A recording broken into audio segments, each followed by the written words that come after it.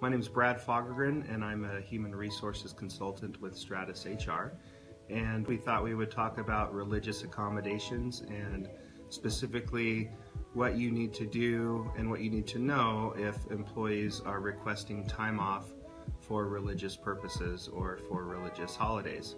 So, first thing, I think it's important that we talk about what we can define as a religion. And I wouldn't recommend that you get into deciding for yourself whether or not something should qualify as a religious holiday.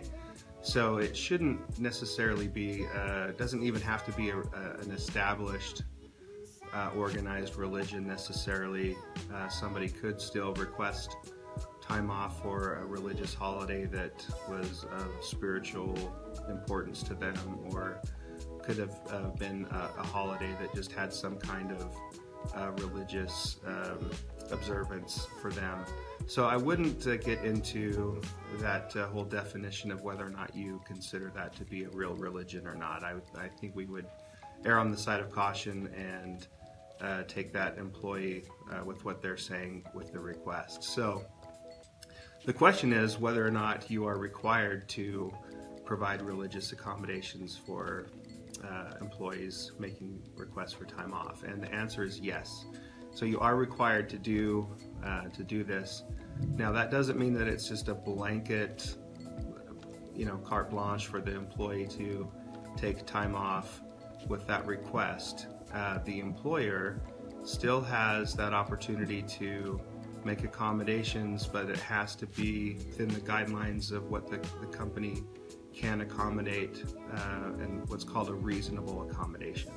So for example, if you had a company that was open 7 days a week and everyone in the company wanted to take Easter off, well, you certainly couldn't shut down the business on Easter Sunday if you didn't have that, if you couldn't make that accommodation. You'd have to have people there to work.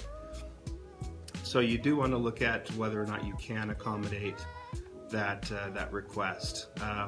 So that's one thing to think about. If multiple people have asked for time off, you could go by a practice of seniority or go off of a practice of who asked for the time off first in making that accommodation, or you could do split shifts. Let some people have half day and other people have half days. So those are some things that you could think about doing as far as making your accommodation. If somebody asks for time off, what we want you to do is to look at that, think about what the impact is to the business, and if you can make an accommodation to give them that time off, then certainly do. But if it's going to be unsafe for workers because there's not enough people to work and cover the time safely, or if there's requirements to have enough staffing there and you don't have enough staff, then those are things that you'll want to consider.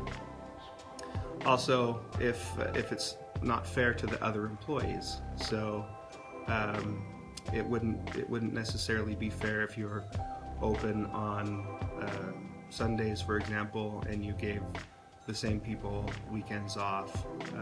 That could be something that could impact your business in the negative if employees felt like they didn't have the same benefits as other employees. So those are all things to think about. The answer, though, is you do need to accommodate those requests, and you want to try to do your best to make those accommodations. But it certainly does have to be a reasonable accommodation based upon your business needs. If you have any questions about that, please call us here at Stratus. We'll be happy to help. Happy Easter.